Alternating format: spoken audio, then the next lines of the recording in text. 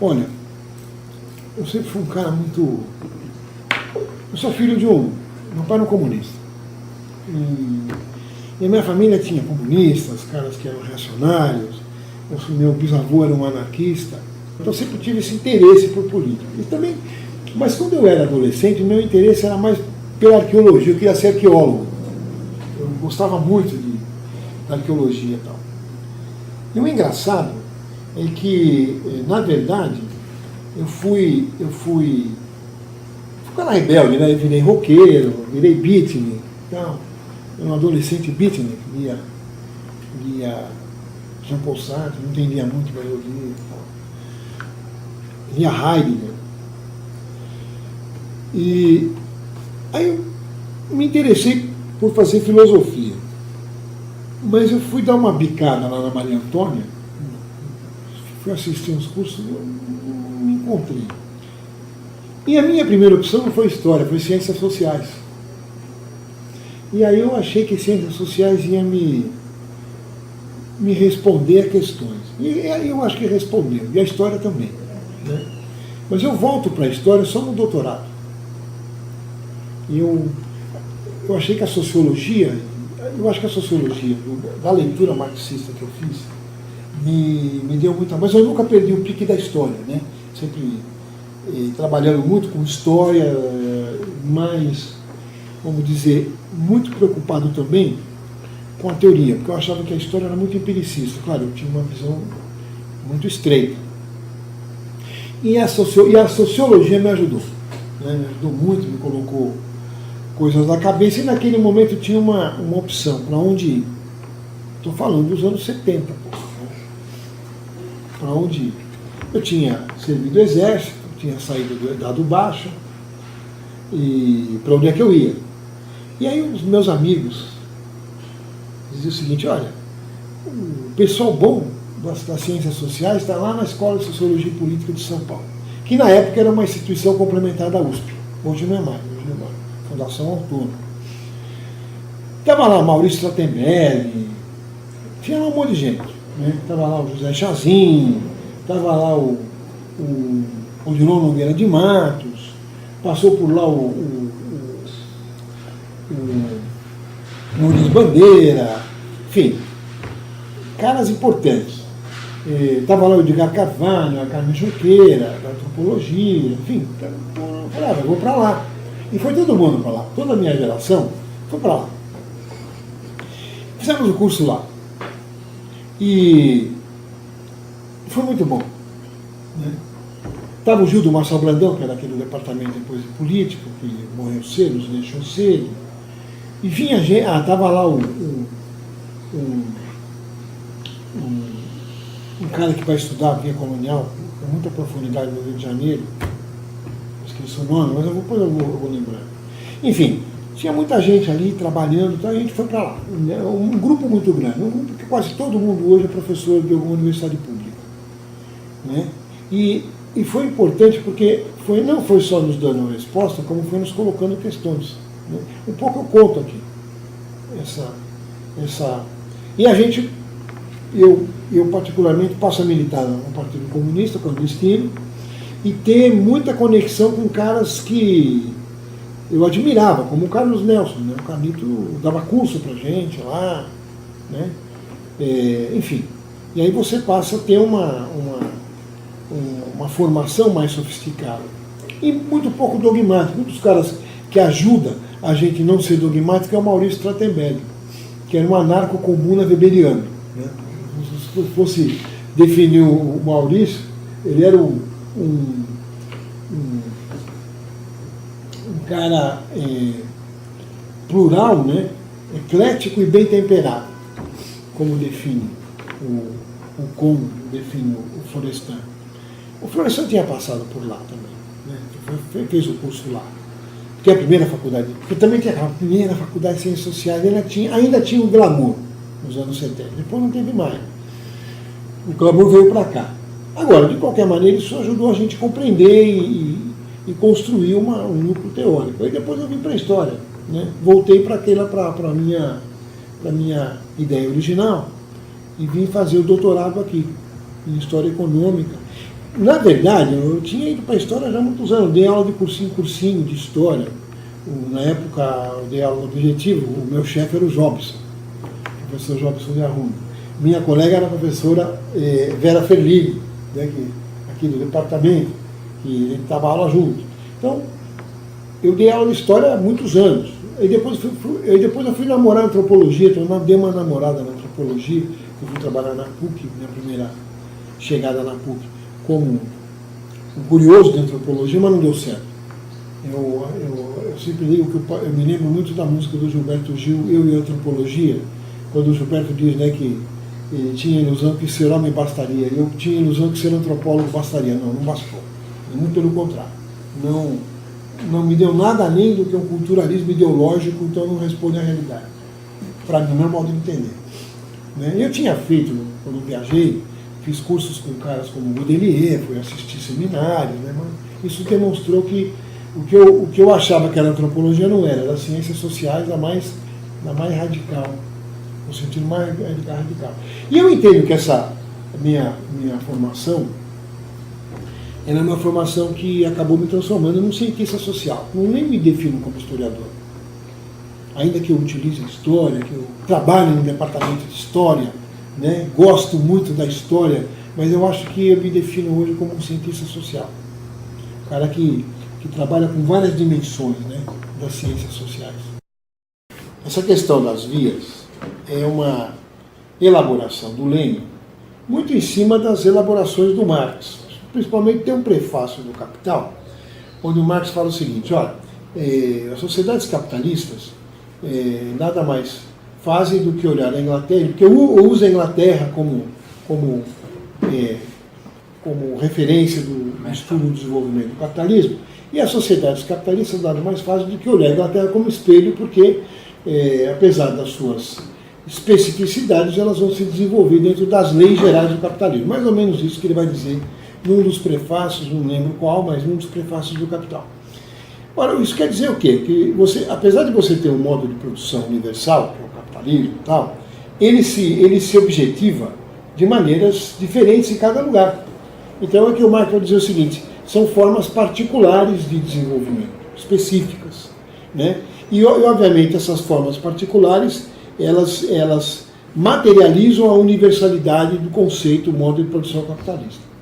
E o Lenin, partindo dessa ideia, vai dizer o seguinte: bom, para eu estudar o capitalismo na Rússia, eu vou ter que caracterizar o modo como, através do qual, ou a forma histórica através da qual, o capitalismo se objetivou na Rússia. Então, para isso, ele começa a fazer uma análise geral, dizendo: olha, você tem todos os processos da Revolução Burguesa, são processos que vão romper com a velha estrutura e vão construir novas estruturas adequadas ao capitalismo, mas algumas se dão de modo mais radicais, ou seja, ele vai dizer, tanto na Inglaterra como na França, ali você vai ter uma revolução burguesa que eu vou chamar de clássica. Por quê? Porque é uma revolução burguesa, democrática, onde uma parte da sociedade se estrutura para combater a parte mais arcaica, no sentido dos núcleos absolutistas que ainda atravancavam o desenvolvimento pleno das forças produtivas, das formas de Estado, né? As formas mais avançadas, mais acabadas no plano da forma burguesa de ser. Tal. Então, quer dizer, na Inglaterra você vai ter a Revolução de Cromwell e na França a Revolução Francesa. As duas vão destruir as velhas estruturas e criar novas. Né? Vão destruir a velha estrutura absolutista e criar novas. E as duas são feitas com violência revolucionária. Né? Na Inglaterra, com uma guerra prolongada, uma guerra de um núcleo burguês, com o apoio de setores urbanos, de médios camponeses, né? de setores populares, o exército do Cromwell, por exemplo, os Levellers, né? Que eram os grupos mais igualitaristas dentro do exército do Cromwell, republicano, que inclusive serão executados pelo Cromwell, né, a sua liderança. E na França você vai ter a Revolução Francesa. Ele vai dizer, bom, essas duas aqui eu chamo de vias clássicas. Por quê? Porque elas se desenvolveram dentro de uma lógica de destruição da estrutura feudal, né, da afirmação de um projeto burguês, de um projeto econômico, de uma renovação da estrutura do Estado, jurídico-político e tal. Aí você vai ter, ele vai dizer, tem uma segunda via, que é uma via que vai se dar nos Estados Unidos, eu vou chamar de via americana, porque ali nos Estados Unidos você vai ter uma revolução democrática, nacional e anticolonial. Ela tem 3 características: nacional, democrática e anticolonial. E ali há uma radicalidade no processo da revolução, porque você rompe com a metrópole através de uma luta política militar direta, né? Você tem organização de setores populares, você tem organização de exército nacional, você tem a destruição da forma absolutista e a instalação de uma forma republicana burguesa típica, né? Presidencialista e tal, fundada em toda a filosofia do liberalismo, como vai ser principalmente a francesa, né? Mais que a inglesa, porque a inglesa ela vai estar muito mediada ainda, mas no caso da francesa e da americana, que é da americana barra estadunidense, você vai ter eu até diria que a forma da Revolução Americana se aproxima da forma clássica, porque rompe, inclusive, com a estrutura do colonialismo. Ele vai dizer, bom, aí tem uma terceira forma, né, que é como o capitalismo se desenvolveu na Alemanha. Por que ele pegou esses países? Porque são os países da modernidade capitalista. Né? A Inglaterra é o primeiro, a França é a segunda, os Estados Unidos é o terceiro país capitalista que faz a revolução, e a Alemanha, teve uma revolução burguesa na Alemanha? Não. Mas teve um processo de desenvolvimento do capitalismo na Alemanha? Sim. Como é que se dá o processo na Alemanha? Bom, a Alemanha é absolutamente diferente, vai dizer o Lenin, do que ocorreu tanto na via clássica como na via americana. Porque na Alemanha, ele começa a dizer, o núcleo feudal que mantinha o poder na Alemanha vai se transformar em núcleo burguês. Você pode até dizer que você tem uma identidade aí com uma análise do Gramsci, que obviamente está fazendo essa análise muito inspirado pelo Lenin. Onde está essa análise? Na ideia do transformismo, ele vai analisar a Itália, ele vai dizer, bom, você tem na Itália um processo de transformismo, que se aproxima da via prussiana, em alguns lugares, né, principalmente no norte da Itália, né, Piemonte, por exemplo. Né? Agora, o Lenin vai dizer, esses antigos senhores feudais que vão se transformar em burgueses, vão fazer um processo de acumulação pelo campo, lembrando que o Engels já tinha dito isso nas guerras camponesas da Alemanha, e também quando ele vai analisar a questão da moradia, e o Engels vai dizer, olha, ali na Alemanha, né, o Engels vai dizer que a Alemanha tem uma miséria alemã, existe uma miséria alemã, onde você tem um processo de construção do capitalismo que alija o povo, diferente porque não tem revolução, é pelo alto. Então você tem uma conciliação do novo com o velho. Por que o novo com o velho? O velho é a velha estrutura dos Junkers, né, dos senhores feudais, que vão se transformando em burgueses, que se aliam com os setores burgueses das cidades, né, e que alijam os trabalhadores. Isso começa já, eu diria, já desde as revoluções camponesas de 1520 e pouco, lá do Thomas Müller, né? E depois com a guerra religiosa. Ali você tem um processo onde a burguesia moderniza o processo produtivo alemão, exclui o povo, não é só excluindo o povo, e é contra o povo, e constrói um processo de repressão permanente na construção do capitalismo. Então é a via que o Lenin vai chamar de via prussiana. E a via prussiana é importante porque ali se estrutura um núcleo conservador e reacionário da burguesia europeia, né, que é o limite do fascismo, o nazismo alemão. Se você quiser, na Itália, dá o fascismo italiano com as suas particularidades, né, tem a via italiana no capitalismo. E se você quiser ainda, você tem ainda uma certa identidade do prussianismo no Japão. Né? Porque o Japão é a mesma coisa, quer dizer, o Japão é muito mais clássico ainda, no sentido de uma via pelo alto. O que é a via prussiana? O que é pelo alto? Pelo alto é que você faz um processo de modernização, vamos dizer, entre aspas aqui, de revolução capitalista sem revolução democrática. É isso, eu acho que consegui até explicar melhor. No Japão acontece a mesma coisa. O Japão é um país que vive um feudalismo clássico, estruturado no shogunato, né, nos senhores feudais, que tinham seus núcleos militares de repressão financiados, que eram os samurais. Você tem depois uma unificação desse shogunato através de um processo que vai gerar o reinado da dinastia Tokugawa. Depois você vai ter um processo chamado de Revolução Meiji na segunda metade do século XIX, 1868, se eu não me engano, né? Revolução Meiji. Este processo, também ali você tem um processo onde uma parte da burguesia, uma parte dos senhores feudais acumula capital, se transforma em burgueses e concilia com a velha forma do império, né? Onde o império ele vira um Estado a serviço dos monopólios que se constituem, como na Alemanha, tanto que você vai ter o fascismo no Japão, né? Para quem quiser ter uma noção mais fácil desse processo, assista O Último Samurai, porque ali mostra muito claro. E é interessante no Último Samurai, porque o oficial dos Estados Unidos que vai para o Japão é um oficial do Sul. Então ele tem uma identidade muito maior com os senhores de terra, porque, na verdade, ele se liga, e o filme tem até uma perspectiva complicada, no modo de entender, reacionária, porque os heróis do filme, na verdade, são os caras que são anti-desenvolvimento, anti-modernização e anti-avanço do capitalismo no Japão. Eu acho que, quando se introduziu essa discussão no Brasil, de maneira mais sistematizada, foi nos anos 60, quando se dizia que o Brasil tinha vivido um processo de feudalização. O Brasil tinha sido um país que vivia um processo feudal, uma coisa que não tinha nexo na realidade, ainda que você pudesse dizer que você tem a tradição da historiografia ibérica, que não é só a Terceira Internacional, que chega aqui com o modelo, aí sim, esse sim, não no caso do Lênin, mas no caso da Terceira Internacional, quase que modelos weberianos de desenvolvimento do capitalismo, né, e das contradições, e o Brasil era caracterizado como um país feudal.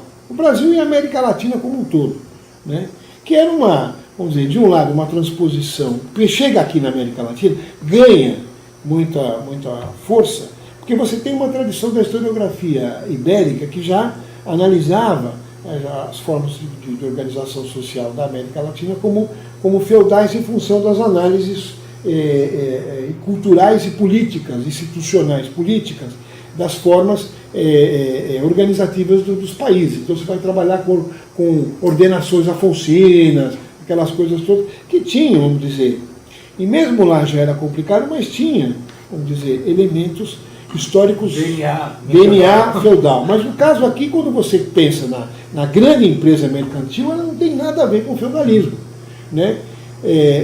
Até porque, vamos dizer, as pessoas que vêm, para falar do Brasil, as pessoas que vêm para o Brasil construir empresa mercantil são caras associados a grandes capitalistas mercantis. Não são mercantis, mas já empreendedores.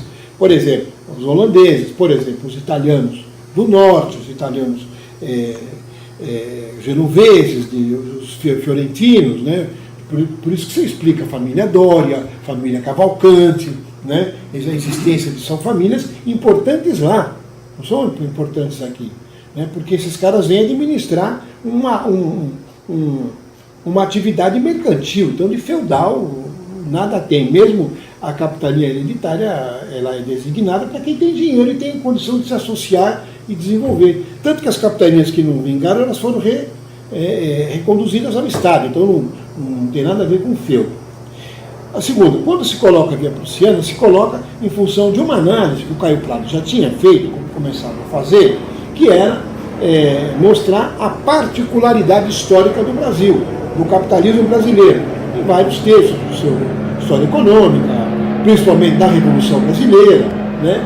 onde ali você vai ter uma análise mais profunda e mais particularizada do processo de construção do capitalismo brasileiro e do processo de independência. Aí você tem vários estudos também, não é só o Caio Prado. Acho que dos estudos do processo da independência, mesmo o Werneck Sodré, que é o homem, historiador, grande historiador, antes de mais nada, um culto e erudito historiador brasileiro, mas é um historiador da vida do feudalismo. Mas mesmo ele, nas razões da independência, ele vai mostrar já esse elemento específico de particularidade. Muito importante esse livro do Werneck Sodré. Pouca gente fala dele. Outros autores não marxistas também vão falar, o Honório Rodrigues, da questão do arranjo político, e o próprio Raimundo Fauro, né, nos seus Donos do Poder, vai fazer um pioneiro estudo weberiano, mais importante no sentido das suas análises, demonstrando a característica específica da forma de organização do Estado Nacional Brasileiro e tal. Por que a via prussiana é importante? É importante para você fazer aproximação, você caracteriza as semelhanças para aprofundar as diferenças, é isso. Esse é o pressuposto. Qual é a semelhança? O capitalismo brasileiro, a acumulação de capital pelo campo.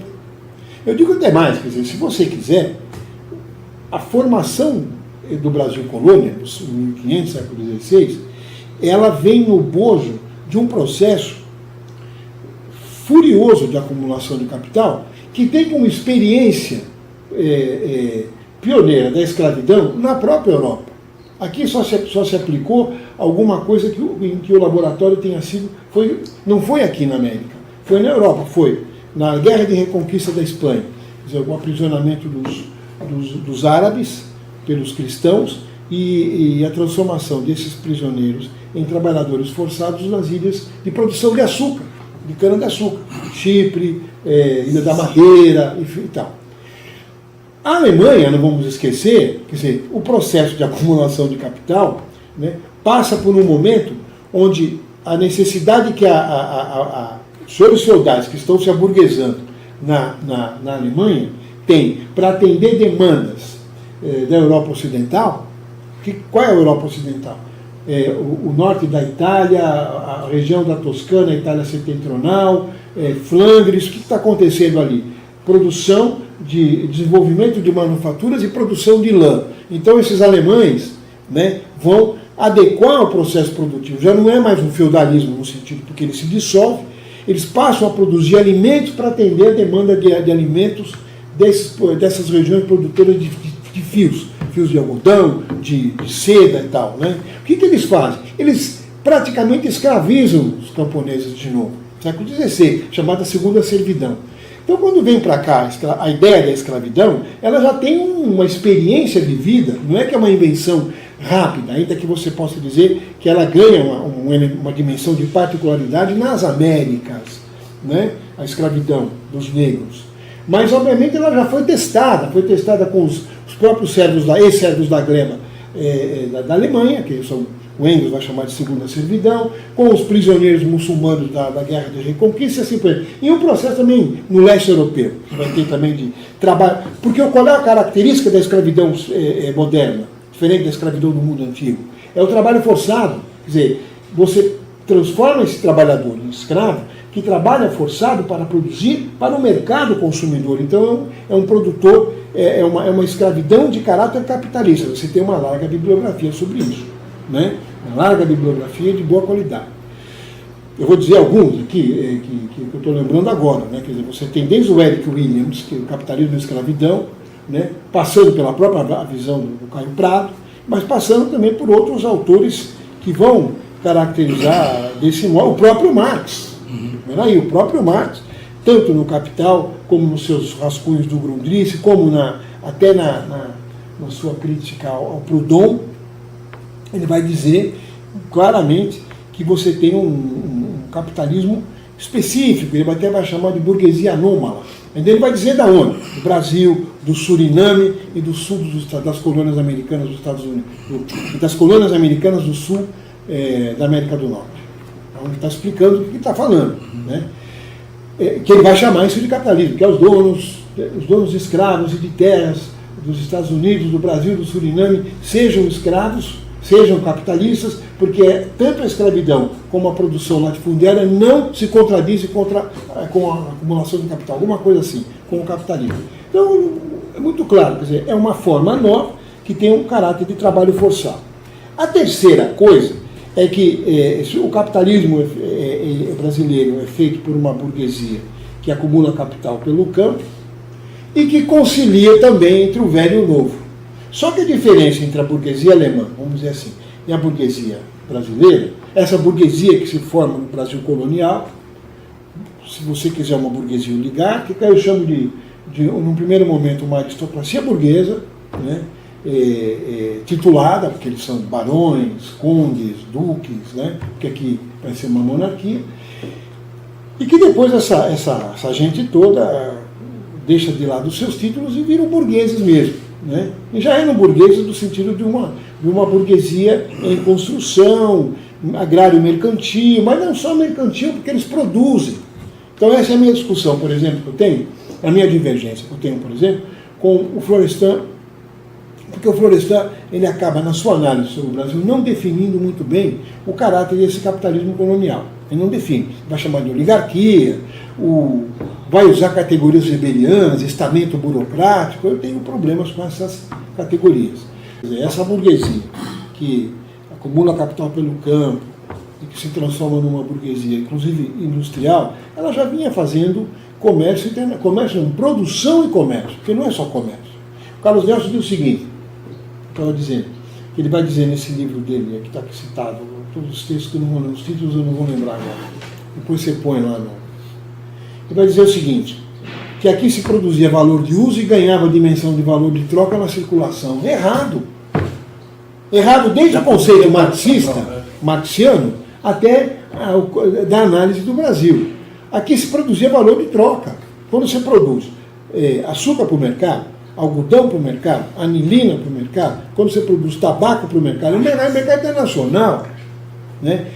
Mas a cachaça menos, estou falando no período colonial, né? Vamos dizer assim, mas estou falando, os produtos coloniais fortes, depois o café, né, ainda na economia escravista, não dá para dizer que você produz valor de uso e que esse valor de uso ganha valor de troca na circulação.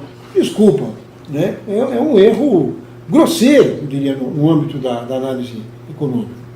A segunda coisa é que essa burguesia ela fica muito rica, principalmente quando o Brasil vira Reino Unido. Quer dizer, o Napoleão acabou ajudando a burguesia brasileira. Ao invadir lá Portugal, e a família real vir para cá, teve que transformar a colônia em Reino Unido. Isso deu uma dimensão, porque, claro, já existia na cabeça dessa burguesia uma ideia que eles não eram brasileiros, eles eram burgueses reinóis da colônia.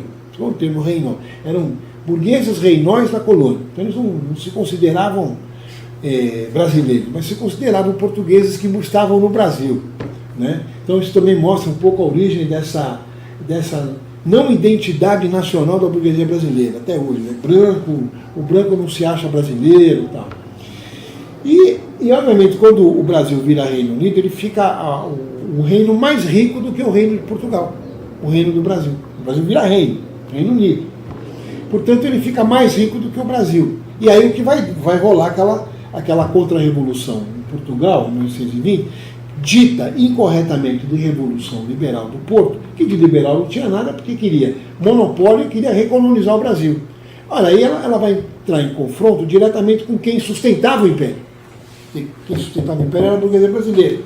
E aí, obviamente, você vai ter a ação política, né, de lideranças oligárquicas no sentido burguês aqui, né, definindo esse oligarquia da burguesia colonial brasileira, com lideranças importantes, né, como o José Bonifácio, cujo herdeiro, cujo descendente não faz jus ao seu papel histórico. Estou falando desse, foi o relator do caso do Temer, né, ele é descendente direto dos Andradas.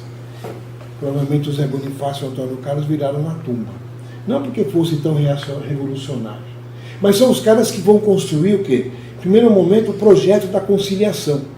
Porque o primeiro momento do Estado Nacional Brasileiro, da formação do processo de independência, é um processo de tentativa de conciliação. E fica muito claro como é que se faz a conciliação.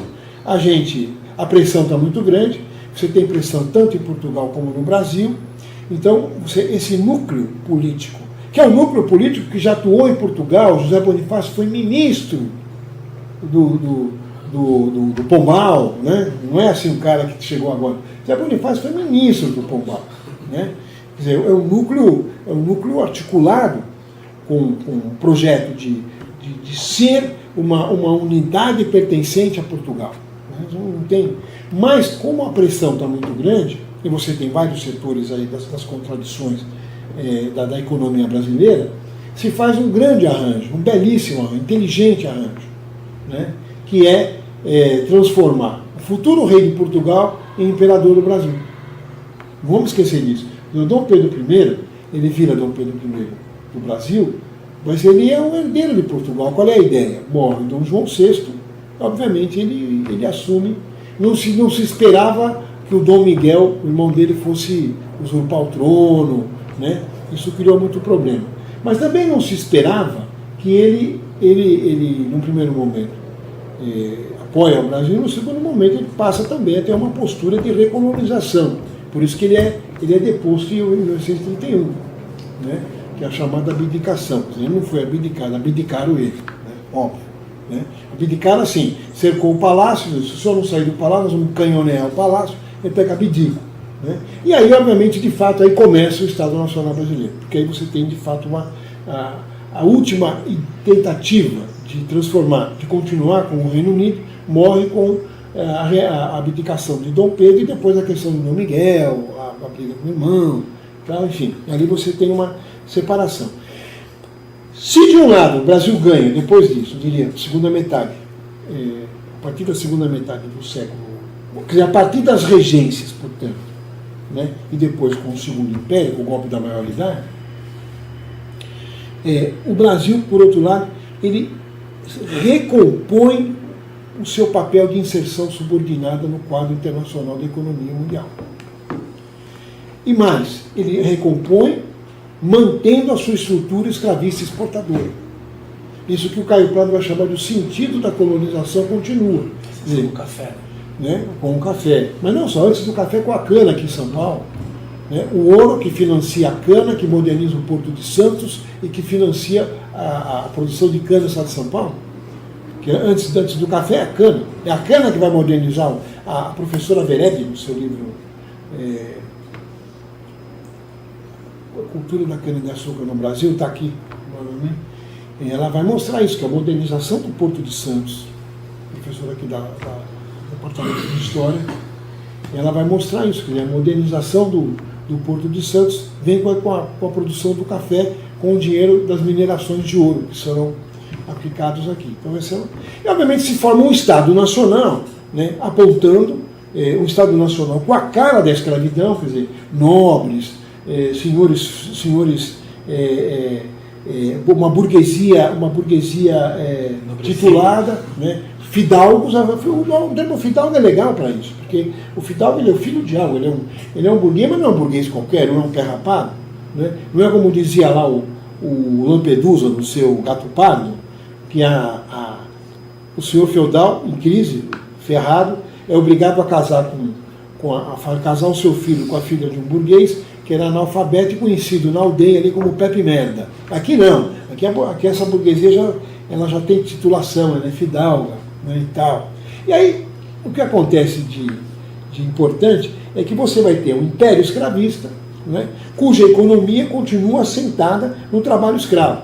E só vai acontecer a abolição quando você tem um certo grau de desenvolvimento industrial que possibilita dizer, não, agora nós vamos acabar com a escravidão, porque ela está antieconômica mesmo, e vamos trazer trabalhador europeu, porque precisamos branquear o Brasil, porque também tem a ver com as relações do Dom Pedro II, com o Gobineau, que era muito amigo do Gobineau. O Gobineau dizia para ele, tem muito negro indo lá, você precisa melhorar essa raça brasileira, que só tem sub-raça, raça inferior, é o que faz com que ele, ao fazer a abolição da escravidão, ele não abole a escravidão, ele decreta a marginalização dos trabalhadores escravizados, que de trabalhadores escravos vivem pessoas que passam a perder a sua capacidade de se autossustentar e vão para as periferias ou para os morros das grandes cidades.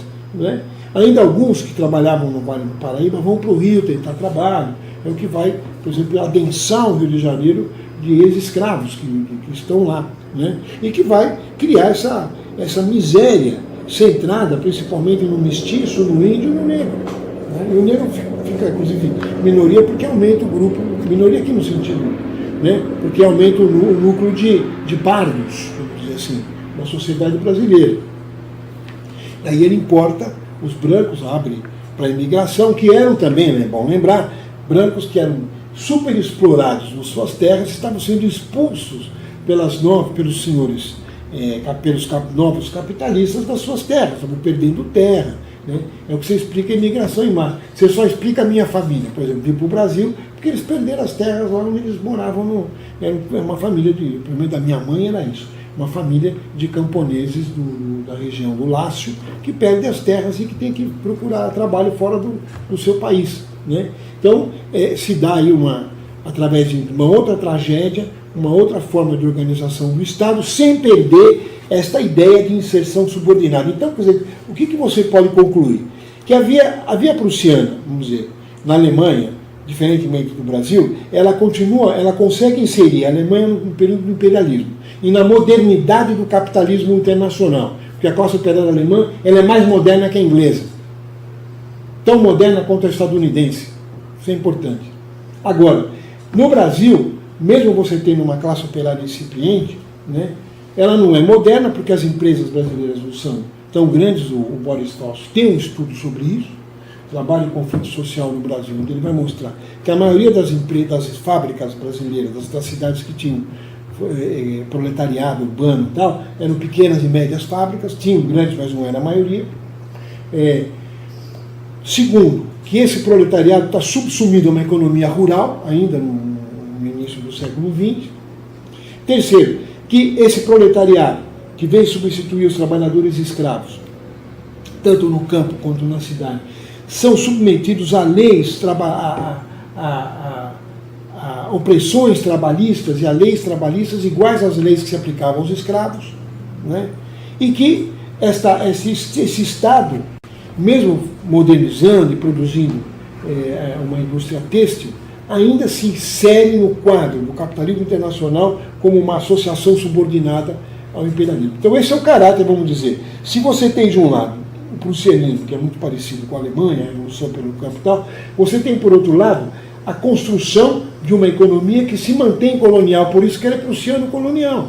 Né? Por que ela é prussiano-colonial? Porque se de um lado ela tem uma economia, uma burguesia que acumula capital pelo campo, um Estado que é um Estado autocrático, um Estado arcaico que se moderniza pela metade, mas que se moderniza absorvendo a forma velha da velha estrutura produtiva, escravista e tal. Por outro lado, a economia ela se mantém como uma economia de exportação, portanto uma economia colonial, portanto ela tem uma inserção subordinada no quadro internacional. E isso vem sendo feito, se mantém, para terminar, no núcleo do Estado, um núcleo autocrático, um núcleo de uma burguesia autocrática que não perde o pique, que não perde o pé do seu poder e da sua posição antidemocrática e antipovo.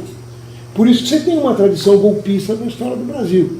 Eu sempre brinco, né? O primeiro golpe é a independência, o segundo golpe está na cara, o golpe da maioridade, está até no nome.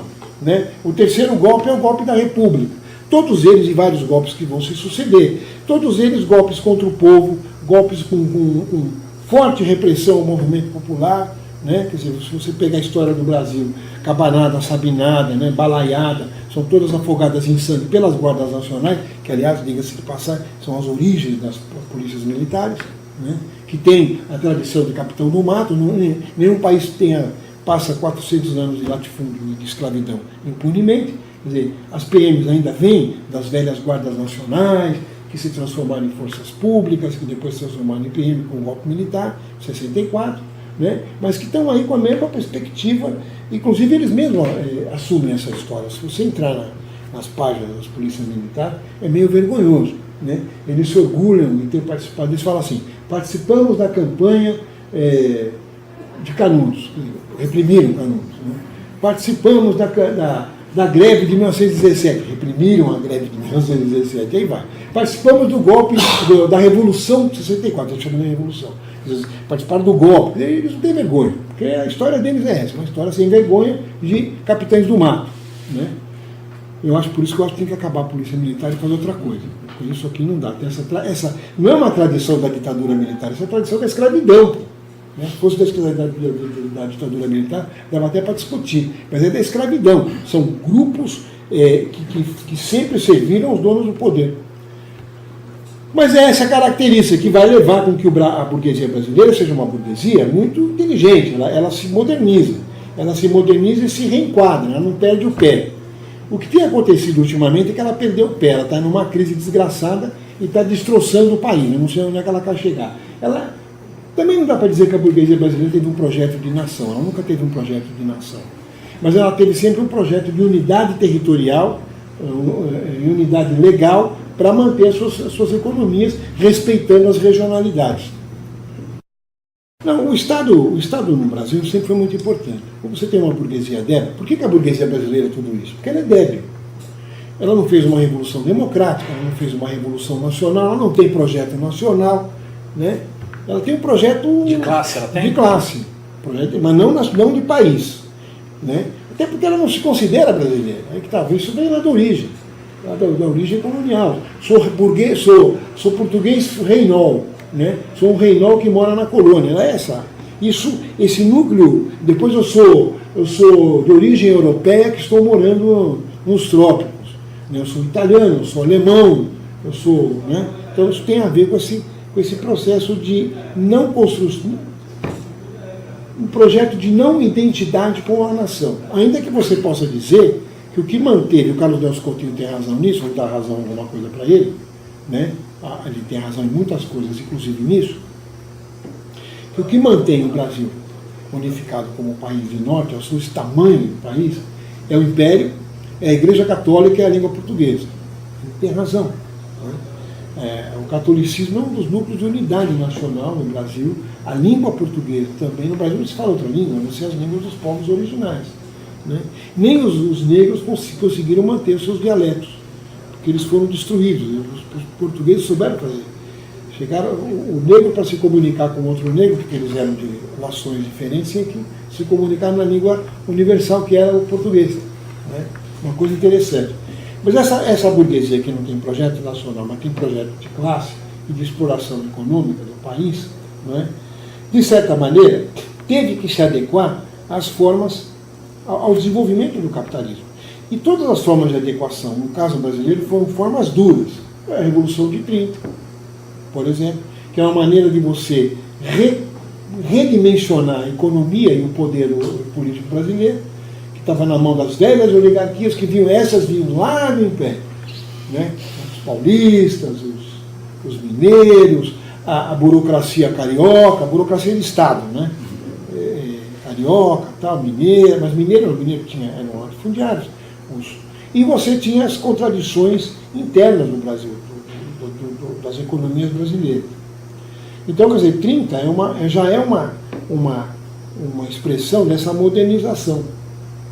Você pode até dizer que, no plano ideológico, você já tinha os movimentos dos setores da pequena burguesia, né, só para o movimento tenentista, os civis que apoiavam uma modernização das formas institucionais brasileiras, mas isso ganha uma dimensão em 30. Primeiro, você tem uma autocracia burguesa que moderniza através de golpes, mas mantendo a sua autocracia burguesa. Eu diria que 64 é uma expressão disso. A tal da redemocratização, 85, é a mesma coisa. Quer dizer, a ditadura que se recoloca, seus poderes se reconstituem, se criam outros partidos, a Arena desaparece, vira Partido Popular, tal, etc. E tal, vira PDS, perdão, depois vira PP e tal. Né? Quer dizer, você tem o transformismo, vamos usar o termo do Gramsci, é permanente no Brasil. Você tem um transformismo nessa burguesia.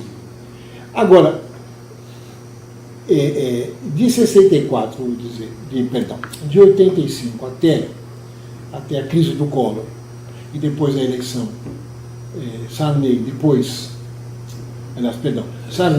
Collor, depois Fernando Henrique Cardoso, eu acho que foi uma tentativa de construção de um projeto de classe, não de nação, mas de adequar o Brasil a um projeto trazendo os vários setores produtivos que brigam pelos seus interesses. Não tem projeto nacional, não.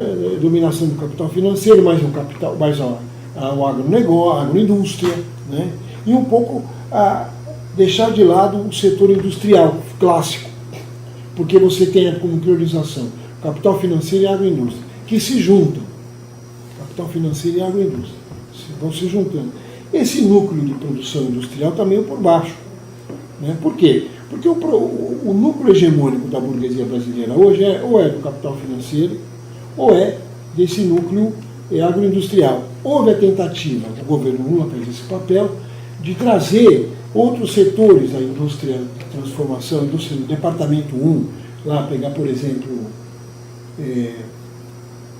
a indústria metalúrgica, a produção de navios, de plataformas, né, de petróleo, a produção petrolífera, e trazer um pouco a produção, a indústria aeronaval, porque você vai ter a indústria de navios, a indústria de aviões, cuja última expressão é esse avião de carga, aí que nem se fala mais dele, um baita de um avião de carga moderno que a Embraer produziu, né? E agora você tem essa burguesia brigando entre si de novo. Né?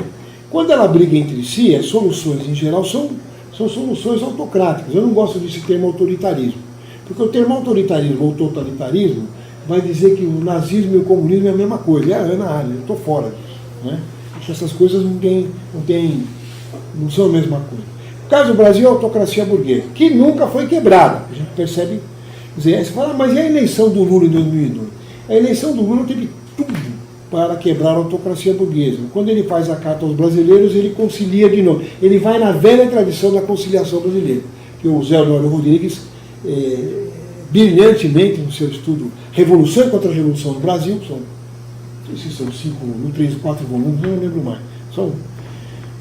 É um belo trabalho onde ele vai mostrar a contra-revolução permanente no Brasil. O PT entra nessa. O PT entra na conciliação e, portanto, na contra-revolução. Como é que ele entra? Entra sendo o braço esquerdo da burguesia, ou seja, o braço esquerdo da direita. E entra dizendo o seguinte, olha, nós pode deixar com a gente, porque o movimento operário popular a gente vai administrar e conectar com o projeto de vocês, da agroindústria, da nova indústria metalúrgica, de metalúrgica eu digo o seguinte, indústria naval, aérea, indústria de produção, o Brasil é um grande produtor militar, né, de armas e tal, carros blindados e tal. Produção, aí se alia o monopólio nacional, internacional, capital financeiro, agroindústria, e atrela o movimento operário popular a esse projeto.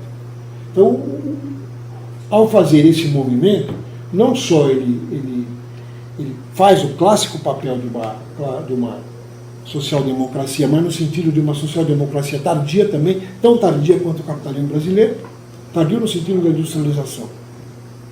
E tardia no sentido que a social-democracia brasileira só vai aparecer nos anos 40. Né? E o mais interessante é que o PT age como gendarme, como estafeta desse processo de modernização, de readequação econômica e da tentativa de alguns setores da indústria brasileira de se inserir ativamente no capitalismo. Tanto que teve uma discussão se era uma burguesia subimperialista. Não, uma burguesia imperialista e associada. Quer dizer, então quando você pensa o papel que teve a agroindústria, o papel da JBS, o papel das construtoras, e esta reação, esta luta interna, onde os setores da burguesia brigam entre si, é necessário destruir alguns setores que ganharam dimensão, mas que outros setores da burguesia, quer dizer, a briga intra-burguesa, outros setores das frações burguesas têm brigado para buscar hegemonia. E aí ela é autodestrutiva, destrói as construtoras que estão atuando internacionalmente, né? Destrói as concessionárias de petróleo, as empresas de produção de plataformas, tanto que o governo Temer, por exemplo, proibiu que empresas brasileiras participem da concorrência para a construção de plataformas de petróleo. É uma maluquice, se destrói a universidade, porque à medida que a gente está optando por uma associação subordinada mais radical, né, para que você ter tecnologia nacional? Você importa, pô. Para que ter grandes universidades? Precisa. E gastar dinheiro, porque a universidade serve para produzir conhecimento. À medida que a gente vai importar o conhecimento, não tem necessidade de universidade, por isso que nós vamos destruir a universidade. Então, este governo Temer, eu diria, só para terminar, é o maior ataque ao Brasil desde a Revolução do Porto de 1920, que queria recolonizar o Brasil. É isso. Na era do capital e imperialismo, as burguesias todas são internacionais. Não dá para você trabalhar com o mercado interno. O mercado interno é muito pequeno, a burguesia interna ela é muito pequena. Ela é de serviço, ela atende algumas demandas, né? Mas o grande núcleo produtivo é, de fato, esses setores associados. E justamente na luta interna quer se quebrar a espinha de setores que ou se associaram ou ganharam dimensões internacionais, como, por exemplo, as construtoras, né? Como, por exemplo, a JBS, que é a maior produtora de proteína animal do mundo. E não vai se conseguir quebrar fácil. Mas nessa luta interna, né, eu diria, o próprio agronegócio dividido e tal, quer dizer, ela vai redimensionar o Brasil, e aí é aquilo que você me perguntou. Será que a autocracia burguesa consegue um novo arranjo? Isso é uma incógnita, mas o núcleo que tem ganho é o núcleo que quer um arranjo de subsunção absoluta ao imperialismo. Não quer nem protagonismo, porque quer levar dinheiro, né? Então a subsunção. Você vê que até o Fernando Henrique está bravo, né? E o Fernando Henrique, ele, não é que ele virou casaca, isso tudo é bobagem. Ele vai, desde quando ele escreve sobre a burguesia brasileira e argentina, né? Ele vai dizer que a saída de países como o Brasil, como a Argentina, é a associação é a dependência, mas dependência que você pode chamar de associação subordinada ao imperialismo. Mesmo ele já está bravo, porque você tem que, para associar, você tem que ter alguns setores com alguma autonomia. Este núcleo que tomou o poder, que age autocraticamente, quase que como uma ditadura parlamentar sobre a sociedade brasileira, né, que olha atônita, é um negócio absurdo, né, mas que tem a ver com o atrelamento do movimento sindical, o projeto burguês e o desarme da classe para a luta que foi feita pelo Partido dos Trabalhadores, tem que deixar claro quem fez isso, né? Partido dos Trabalhadores e Lula, né? Sendo o homem da burguesia. Portanto, esta condição faz com que o Brasil caminhe por uma situação muito parecida com outros países da América Latina, ou seja, de uma progressiva renúncia nacional e associação subordinada mais profunda. Que tinha, nas contradições, você tinha tipo, um certo protagonismo de um segmento da burguesia brasileira, não no sentido de burguesia nacional, mas de uma burguesia que tinha um protagonismo, tipo Ambev, né? Setorial, mas um protagonismo no imperialismo. O setor da construção civil, o setor da construção naval, e mesmo o setor aéreo, quer dizer, concorrendo com a Bombardier, que não é pouco, né? E que agora o negócio é o desmonte. E o que esses caras querem? Querem recolonizar o Brasil. Eu acho que não dá para dizer. Por isso que eu falo que a maior ofensiva colonial desde a Revolução do Porto de 1920. Eu tenho dito isso em todo lugar que eu venho. São coisas complexas. Primeiro eu quero dizer o seguinte: 64 é um golpe na espinha dorsal da esquerda brasileira, esquerda revolucionária. Mesmo perceber ser um partido reformista naquele momento, é uma esquerda articulada, que tinha uma capilaridade enorme. O golpe é uma paulada, é uma derrota do projeto da esquerda brasileira, eu diria do Partido Comunista, PCB, Partido Comunista Brasileiro. É uma derrota de larga, é por isso que o meu próximo livro é esse, né? É um estudo sobre a larga duração da transição. Porque é uma derrota de larga duração, como diria o Brodel, de longo do veio. Porque é uma derrota onde o que isso cumpre? O projeto de aliança com a burguesia nacional, o projeto de revolução democrática, das etapas, né, de uma revolução etapista, primeiro a revolução democrática burguesa, depois a revolução socialista, né? É uma derrota de uma compreensão do Brasil, que o Brasil é um país agrário, tanto que quando o Partido Comunista consegue vislumbrar na Declaração de Março de 1958, né, o Partido Comunista ele faz ele rompe com um documento anterior, que é o Manifesto de Agosto de 1950. A cabeça já não vai me lembrar. Acho que é 1950 e pouco, 51, 52, 50. Depois a gente vê essas datas aí, mas O Manifesto de Agosto ele é mais radical, ele tem um projeto nacional libertador, não muda muito daquele da ANL, mas ele é mais radical, ele prega uma aliança com a pequena burguesia, mais radicalizada, nacionalização das minas, do subsolo, do petróleo, né? Manifesto de Agosto de 1950. E prega uma hegemonia do proletariado nessa aliança com setores da burguesia nacional progressista, da pequena burguesia, mais sobre a hegemonia do proletariado. E prega também que a Revolução Democrática seja feita junto com o projeto da Revolução Socialista. Eu diria, é o momento mais avançado do Partido Comunista nos anos 50, que é uma resposta à sua ilegalidade de 47, quando ele é posto à clandestinidade. Mas depois, vamos dizer, a Declaração de Março, de 58, que ela expressa muito mais, porque obviamente o Partido Comunista Brasileiro é um partido absolutamente ligado ao Internacional Comunista, é o Projeto Comunismo Internacional, chamado MCI, Movimento Comunista Internacional. Então, obviamente, se o mundo está vivendo a coexistência pacífica, né, que é desenhada pelo Stalin, não vamos ter ilusões. Quando o Stalin vai lá, em alta hipótese, de 43, e diz, olha, eu quero participar do processo de reconstrução da Europa, com toda a razão, 23 milhões de mortos na União Soviética, destruição do parque industrial, e a Rússia e a União Soviética tinha ganho. Na verdade, começa a ganhar a guerra ali, quando ele vai em marcha sobre Berlim, a vitória de Stalingrado, né? E depois de Stalingrado, marcha-se sobre Berlim, toma-se o bunker, né, e tal. Obviamente é legítimo, mas o que é ilegítimo no Stalin? É atrelar o movimento comunista, o movimento revolucionário do mundo ao projeto nacional, à razão de Estado soviética. Ele obriga os comunistas italianos que tinham feito a reforma agrária no sul, tomado as fábricas no norte, obriga eles a devolverem para os patrões e entregar as armas, né?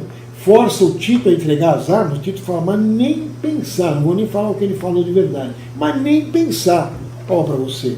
Faz com que os gregos, comunistas gregos, em armas, com o exército das montanhas, entreguem as armas, os gregos não integram, e ele deixa que os ingleses massacrem os ingleses, os comunistas gregos, e atrela, e faz com que os maquis franceses, a resistência francesa, os partisanos, entreguem as armas, quer dizer, ele subsume o movimento comunista internacional a uma razão de Estado e comete um crime contra a Revolução, no modo de entender, contra a Revolução Socialista, o Estado. Mas mais do que isso, ele obriga que os partidos comunistas ocidentais se transformem em partidos da ordem, que façam eleições burguesas e tal. E isso veio para o Brasil, a ideia da coexistência pacífica veio para o Brasil.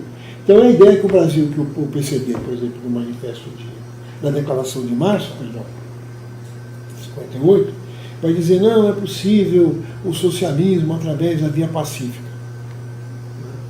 E vai fazer, e essa linha é derrotada em 64. Quando a linha é derrotada, qual é a consequência do golpe de 64 no âmbito da esquerda?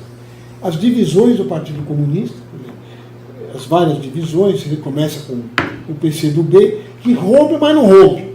Não rompe com o etapismo, não rompe com o stalinismo, não rompe, né? Rompe, mas não rompe. E pior, não consegue fazer o que a Declaração de Março faz. Consegue perceber que o Brasil não é mais um país agrário, que agora é um país com alto grau de desenvolvimento industrial. Isso a Declaração de Março de 58 faz.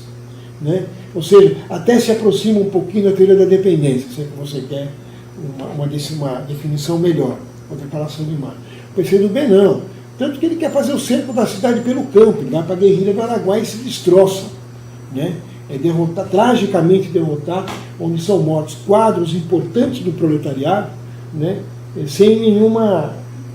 Não havia necessidade dessa aventura, o aventureirismo, e até hoje eu espero a autocrítica do PCdoB sobre esse equívoco do Araguaia, onde se perderam quadros importantes do proletariado, né? Como Maurício Grabois, como, enfim, né, o Olímpio, né, como o Oswaldão, como Dina e outros caras, outros revolucionários importantes. Esse é a primeira ruptura, 62, você vai ter a dissidência da Guanabara, que vai gerar o MR8, você vai ter a dissidência do Marighella, que vai gerar a ANN, você vai ter a VPR, você vai ter a POLOP, vários grupos que saem, vamos dizer, fazem a crítica do reformismo através do confronto armado. Todos são destruídos, derrotados, né, tragicamente derrotados com a morte desses militantes, e não se consegue, né, por um largo tempo, dar a resposta política de esquerda à porrada, né, à burdoada que a burguesia deu no movimento socialista e comunista revolucionário. Aí as greves do final dos anos 70 dão um novo alento. Bom, você tem o polo mais avançado do capitalismo brasileiro, no ABC, tem uma nova classe trabalhadora, tem um novo sindicalismo, mas ele é um sindicalismo cheio de problema. Primeiro porque os velhos militantes sindicais, socialistas e comunistas, ou estavam mortos, ou presos, ou exilados. O núcleo novo que surge é o núcleo economicista, que é o núcleo da aristocracia operária, do núcleo do Lula, né, do Vicentinho, do povo todo lá que vai. E aí esse grupo da esquerda armada, derrotado, esfacelado, opa, que legal, vai apoiar esse movimento, fundam o PT, né, e fundam o PT, vamos pensar no seguinte sentido: o PT também surge no bojo de um legítimo e grande movimento, moderno movimento operário, como surgiu o PCB. O PCB é resultado das greves, da greve de 17, do movimento de 18 no Rio de Janeiro, do movimento operário, e que surge um partido comunista. Então, tanto o PCB como o PT surgem como partidos legítimos de um grande, principalmente o PT na modernidade, um grande e poderoso movimento de massas, operário popular, que vai fundar o PT. Então você vai ter lá esses sindicalistas que são absolutamente despolitizados, é só pegar o Lula falando naquele período, que era contra a politização, era contra ter partidos políticos no movimento sindical, que era contra fazer alianças com partidos políticos, mas você vai ter chegado também lá do pessoal da teologia da libertação, você vai ter a social-democracia tardia chegando, né, também para apoiar nesses grupos, esses grupos comunistas derrotados na luta armada, e seções e mais divisões do Partido Comunista, do próprio PCdoB e tal, que vão formar lá o PT. Funda-se o PT e funda-se um partido político de várias tendências, mas com 3 hegemonias. Quais são as hegemonias? O sindicalismo economicista, de Lula e seus companheiros, a social-democracia tardia e a teologia da libertação. Né? E ali você tem também uma esquerda revolucionária disputando espaço, mas eles vão perdendo espaço pela máquina. Já na segunda metade dos anos 80, quando eles começam a ganhar prefeituras e tal, já o projeto, eles nunca se definiram como partido socialista, nunca se definiram como partido de esquerda e nunca se definiram politicamente. É um partido que tinha intelectuais da maior importância, como por exemplo o Florestan Fernandes, mas não consegue construir um projeto de Brasil. Não tem uma teoria do Brasil, não tem um jornal nacional, um jornal, né, publicado de norte a sul, não tem um programa político unitário, ele é todo fragmentário. E nesse fragmento atua a social-democracia e setores cooptados da esquerda, que passam também reformistas e nacional-libertadores, como setores oriundos da ANN, como Falcão, Zé Dirceu, né, tal, que vão se juntando a um projeto de novo reformador. Então eles nascem fazendo a crítica ao Partido Comunista, e quando eles estão na segunda metade dos anos 80, eles já estão fazendo o mesmo discurso reformista do velho PCB, com a diferença. O velho PCB diz o seguinte: a luta, a aliança com a burguesia nacional e a luta democrática, por uma revolução democrática, é uma etapa para a revolução socialista. O PT fala, o nosso projeto é a revolução democrática. E aí fica muito claro que o projeto do PT, que poderia fazer a transcendência, né, da derrota, podia fazer a autocrítica, a transcendência e a afirmação de um partido revolucionário de massa, não acontece. Então você diz o seguinte: o PT não consegue romper a autocracia burguesa.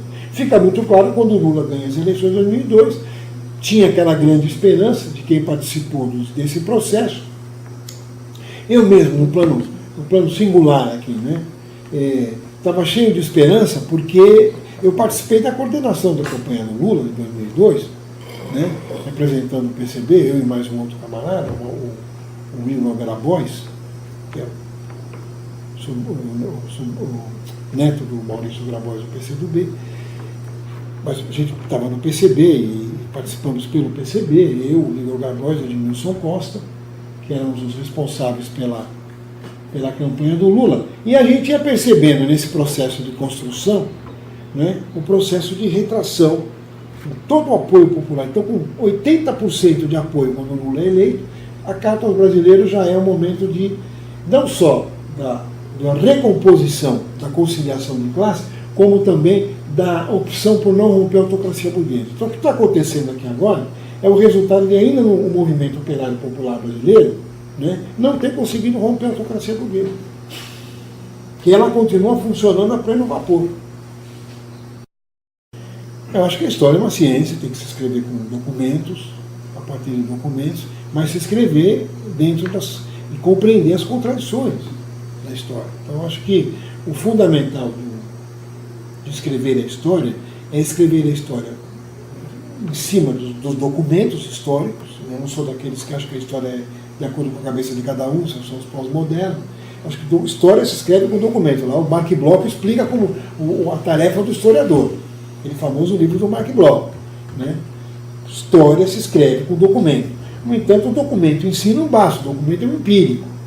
Né? Você tem que ir além do empírico. Aí, como eu sou marxista, eu acho que o método da historiografia, de um lado é o método da coleta e da sistematização documental, do outro lado é a interpretação dialética da história. Acho que se escreve história desse jeito. Se faz ciências sociais desse jeito. O documento é fundamental. Tudo é história. Você pergunta, como se escreve a história? Como se faz ciências sociais? Ciências sociais, o fundamento dela é a história. É o tempero. Se você não tem a história, você não faz ciências sociais. Nem filosofia. Porque tem filósofo que acha que faz filosofia sem história. Ele não faz isso. Ele não faz filosofia. Ele faz uma história do espírito. Né? Agora, se você quer fazer história das ideias, ou as ideias na história, que é mais correto, você tem que estudar história. Então a história é a ciência mestra. É a ciência mater mesmo. E que ele estude história pra caramba, mas que ele também não seja um empirista, que ele vá ler ciências sociais, que ele vai estudar filosofia, que ele compreenda a filosofia no seu campo histórico. Né? Porque o que acontece? Você vai pegar, infelizmente, na maioria dos cursos de filosofia, você pega um cara que ele fica estudando, vou estudar as ideias de Heidegger. Como se as ideias de Heidegger fossem determinadas por um fulgor divino, iluminou a cabeça do Heidegger, ou do Marx, ou do diabo que o parta, e que esse cara passa a pensar como um ser autônomo do ser social. Quer dizer, por que a história é fundamental? Porque você só pode compreender um filósofo, uma manifestação cultural, né, um processo histórico, se você tiver história. Senão, você vai fazer história na tua cabeça. Né? Não tem o tal de filosofia da mente, uma matéria. E eu pergunto para você, quando o cara falou, se eu pesquiso filosofia da mente. Eu falei, mas a gente faz filosofia com algum outro órgão do corpo que não seja a mente? Né? É isso.